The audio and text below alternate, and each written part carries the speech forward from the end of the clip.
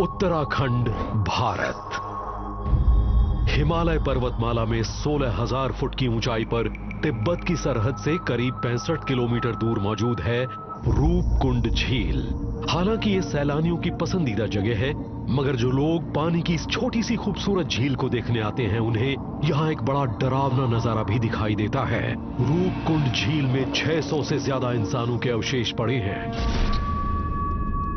दशकों से वैज्ञानिक यही अंदाजा लगा रहे हैं कि वो लोग एक बहुत बड़ी तबाही का शिकार बने थे, लेकिन 2019 में उनकी डीएनए सैंपलिंग से पता चला कि आज जो अवशेष हमें उस स्केलेटन लेक में दिख रहे हैं, वो असल में एक ही साथ नहीं मरे थे, बल्कि उनकी मौत अलग अलग वक्त पर हुई थी और करीब 1000 साल के बीच हुई थी।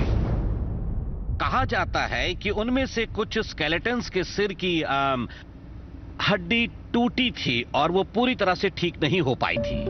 क्या उनकी हत्या की गई थी और उनके सिर पर हथौड़े से वार करके उन्हें झील में फेंक दिया गया था?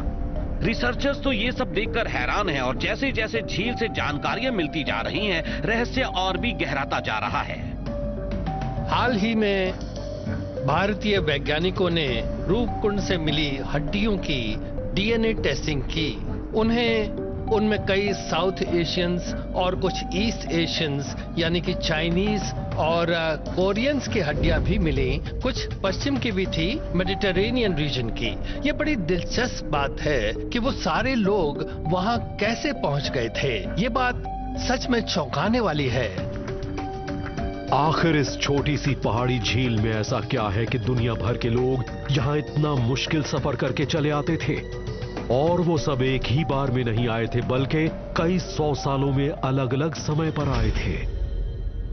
रूपकुंड झील कैलाश पर्वत के तीर्थ यात्रा मार्ग पर है और वो हिंदू और तिब्बती बौद्ध धर्मों में एक बहुत ही अहम ज्योग्राफिक साइट भी है। हो सकता है वो लोग वहां अलग अलग समय पर तीर्थ करने गए हों। अगर येटी को शंभाला का रखवाला माना जाता है और कैलाश ही शंभाला है, तो ये बात समझ में आती है कि येटी ने उनमें से कुछ लोगों को पकड़ा होगा, उनकी हत्या की होगी और उनकी जान लेकर उन्हें स्केलेटन लेक में फेंक दिया होगा। क्या स्केलेटन लेक में मिली हड्डियां उन तीर्थ यात्रियों की हैं जो शंभाला की तलाश में आए थे और येटी का शिकार बन गए? हालांकि बहुत से लोगों ने तिब्बत में येटी को देखा है, मगर उनके वजूद का अभी तक कोई भी पुख्ता सबूत नहीं मिला। कहा तो यही जाता है कि वो रहस्यमय जीव अचानक ही गायब हो जाते हैं।